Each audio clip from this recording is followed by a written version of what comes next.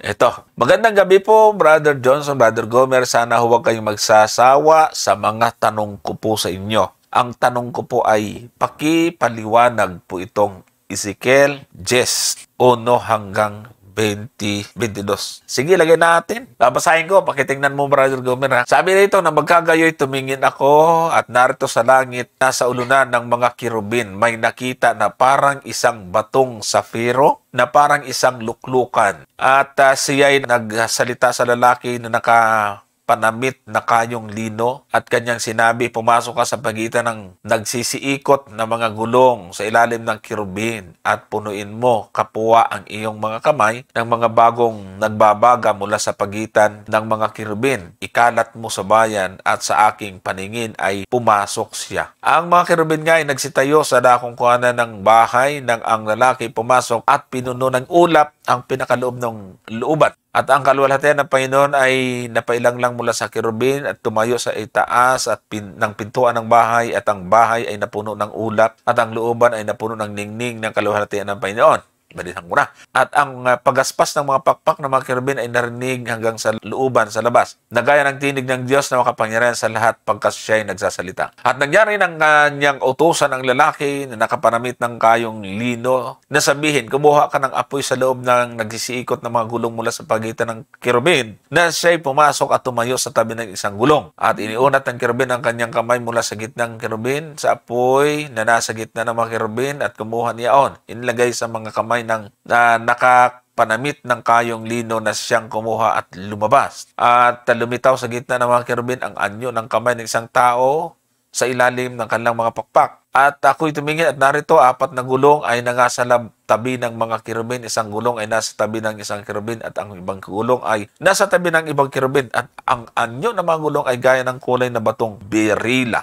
At tungkol sa kanilang anyo, sila'y 4 na may isang pagkakawangis na parabagang isang gulong na napasa loob ng isang gulong. Pagka nagsisiyaon ay nagsisiyaon sa kanilang 4 na dako, hindi nagsisipihit habang nagsisiyaon, kundi ang kinahaharapan ng ulo ay siyang sinusundan nila, hindi nagsisipihit habang nagsisiyaon. At ang kanilang gulo, ang buong katawan at ang kanilang mga likod at ang kanilang mga kamay at ang kanilang mga pakpak at ang mga gulong ay puno ng mata sa palibot sa makatuwid bagay ng mga gulong na tinatangkilik ng 4. Tungkol sa mga gulong, tinawag na sa aking pakinig ang nagsisiikot sa mga gulong. At bawat isa ay may 4 na mukha. Ng unang mukha ay mukha ng kirubin, at ang ikalawang mukha ay mukha ng tao, at ang ikatlo ay mukha ng leon, at ang ikaapat ay mukha ng isang agila.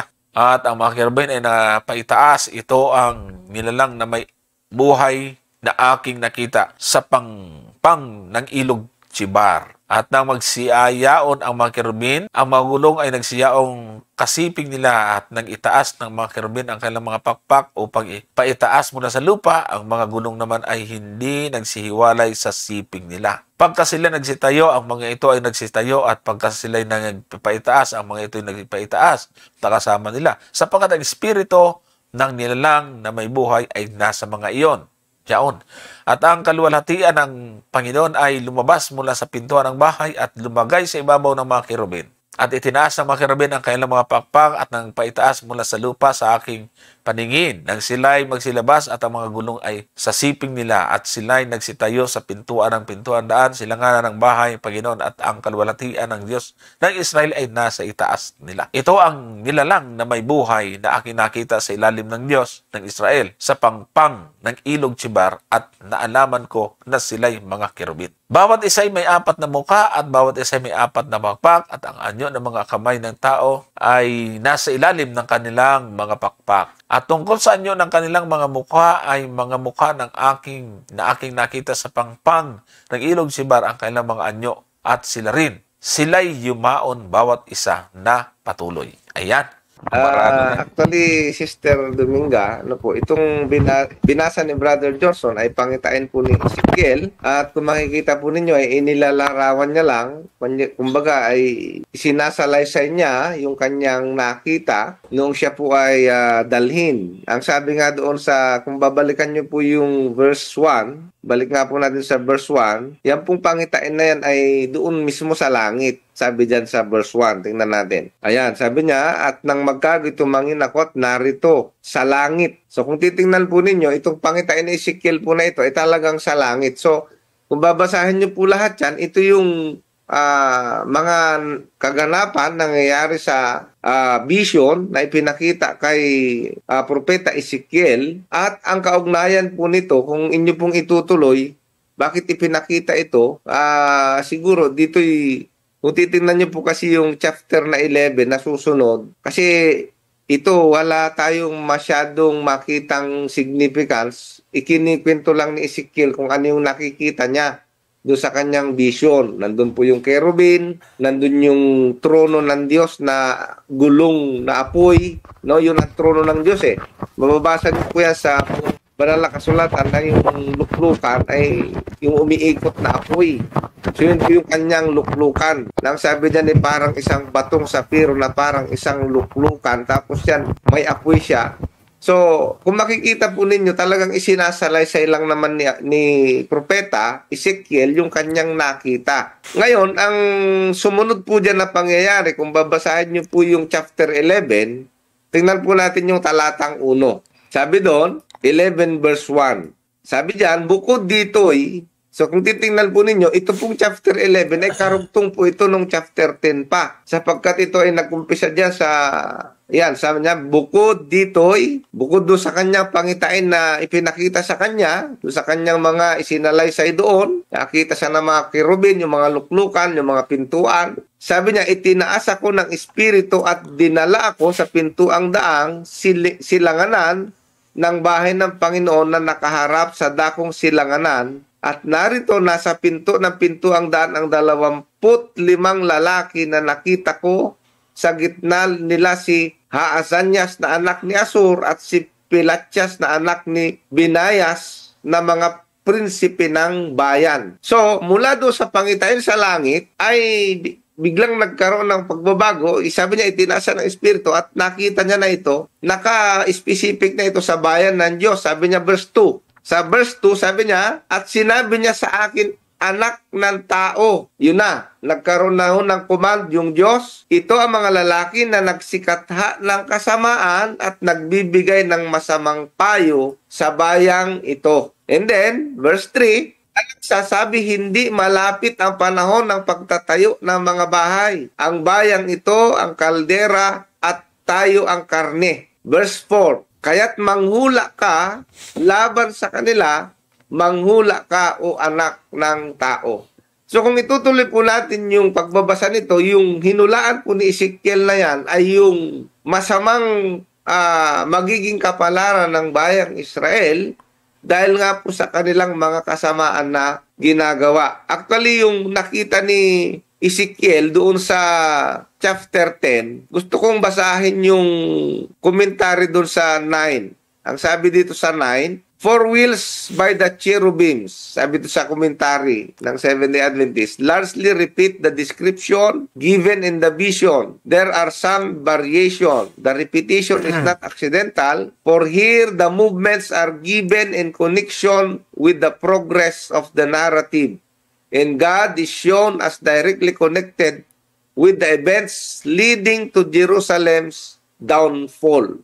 So ang ibig sabihin, doon sa pangitain na ipinapakita kay Ezekiel, ay may kaugnayan pala ito na pangitain doon sa parusa na ibibigay ng Diyos sa Jerusalem. The vision of the living creatures at the Chebar was general, showing the hand of God in all history. The one at Jerusalem is specific, showing His hand in one significant event. Among the variation are the mention of the abundance of eyes. They cover the whole body of the cherubim as well as the rings of the wheels. These eyes doubtless symbolize vigilance. So yung mga mata doon, sabi niya, symbolize vigilance and intelligence. They show that nothing can escape the eye of God. So yun pala yung gustong ipakita doon. So ang ibig sabihin, lahat ng ipinakita doon kay Ezekiel sa pangitain na nagmumula doon sa luklukan ng Diyos ay mayroong mga simbolismo na gustong ipakita. Katulad po nung maraming mata. Yung puno ng mata Ang sabi dito, symbolize vigilance and intelligence. They show that nothing can escape the eye of God, since all things are naked and opened unto the eyes of Him with whom we have to do. In Ezekiel 10:14, where a description of a four faces is given, the face of cherub takes the place of the face of an ox. Literally, the phrase reads the face of the cherub, from which some have concluded that the cherub originally signified an ox does not appear in the LXX, a fact that leaves in doubt the correct form of the text. Actually, doon sa pangitain din ni Juan, mayroon ding halos kapareho na binabanggit yung apat na nilalang na buhay doon sa trono. Ang sabi doon sa Revelation, sa Apokalipsis 4, basahin natin yung Apokalipsis 4 sa 1 hanggang 8. Sapagkat ito'y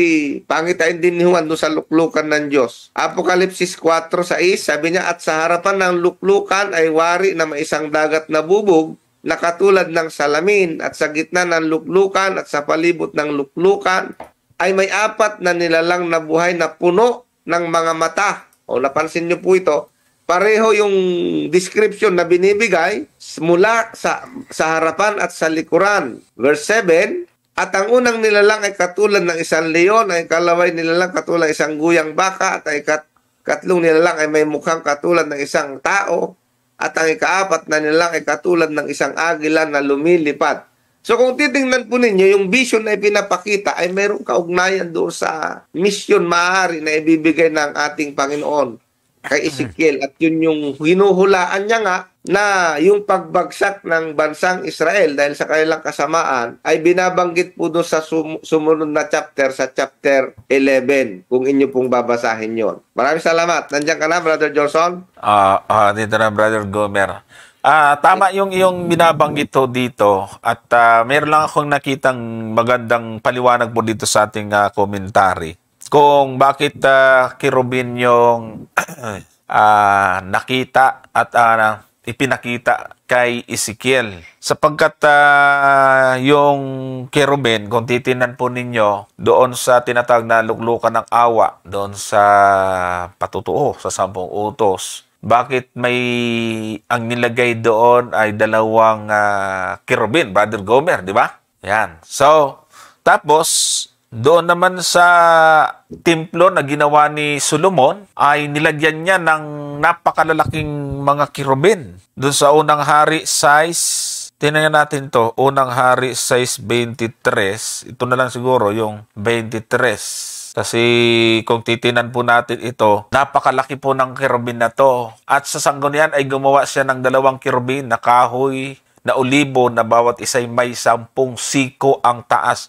Pag binasa po ninyo tong unang hari, size, ay yung templong ginawa ni Solomon ay nilagyan niya ng imahe ng kirubin na nag-abot hanggang sa dulo ng malaki yung templo eh. Pero yung sukat ng kirubin ay napakalaki. Ayan, kaya nga ginamit ko ito doon kay Brother Nero. Sabi ko, bro, bakit kaya pinayagan ng Panginoon? Kasi nga napaka-stricto sa pictures, illustration. Bakit kaya ginamit ng Panginoon nung hindi sinita at hindi nagkasala si Solomon na nilagyan ng lalaking kirubin yung templo? Puno yung dingding eh. Ay hindi niya masagot ng maayos eh. Kaya bandang huli, yung picture lang ni Kristo yung inayawan. Kasi hindi niya pwedeng anuhin to eh. So, ano pong ibig sabihin dyan, mga kapatid? Ibig po sabihin, yung pong mission ni Ezekiel, yung vision ni John sa Revelation, may mga pagkakahawig yan, Brother Gomer eh. Ibig sabihin po dyan, ay yung pong pag-ibig o yung pagmamalasakit ng Diyos sa tao ay naroon. At saka, nakita naman natin, actually, sabi po doon sa Commentary on Revelation, yung mga ginamit ni John doon sa kanyang vision, ay hinango niya dito sa Ezekiel chapter 10 para ilarawan yung pong judgment na mangyayari. So, ayan. At kung makikita po na nga natin dito sa Revelation, yung paghukom ng Panginoon bago yung judgment, ay naroon po muna yung mga ipapagawa ng Panginoon sa kanyang mga lingkod, bago yung dumating yung paghatol talaga. Ganon din sa panahon ni Ezekiel, nakita po niya ito, at yung kerubin nga po mga kapatid, nasabi nga rito sa ating komentary, ay ito po yung ginagamit ng Panginoon para ipakita yung kanyang biyaya, yung kanyang habag. Kaya nga tinatawag na mercy seats, nandun yung kerubin. So, bago yung judgment, bago yung paghatol ng Panginoon, ay ipinakita muna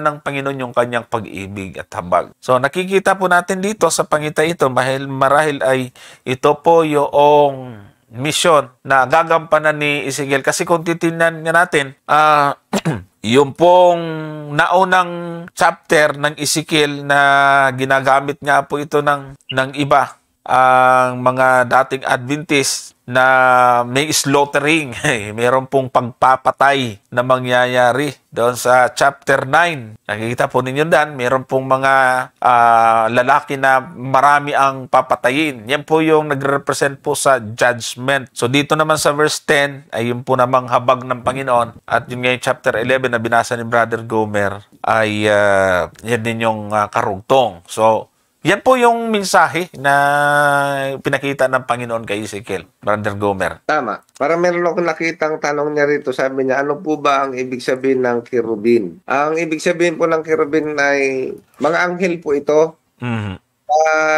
Sa anghel po kasi may seraphim na tinatawag. Yung pong seraphim ay ito po yung mga anghel na may 6 na pakpak. Ito namang kerubin, ang nakalagay lang naman dito ay, kung babasahin po natin yung 25 verse 20 ng Exodus, tingnan natin ito. So, 2 yata ang pakpak nito, kung hindi ako nagkakamali, or 4. Hindi ko. Sabi dyan sa Exodus 25:20, sabi dyan, at ibubukan ng mga kerubin ang kanilang pakpak na paitaas na nililiman ang luklukan ng awa ng kanilang mga pakpak, na ang kanilang mukha ay nakaharap sa dakong luklukan ng awa at ihaharap ang mukha ng mga kerubin. So, ito pong mga kerubin, mga anghel po ito, no? Mga anghel po sila. Yun namang seraphim, ganun din, anghel din po ito. Yung seraphim kasi, 6 ang pakpak nito. Ayun po yun. Okay.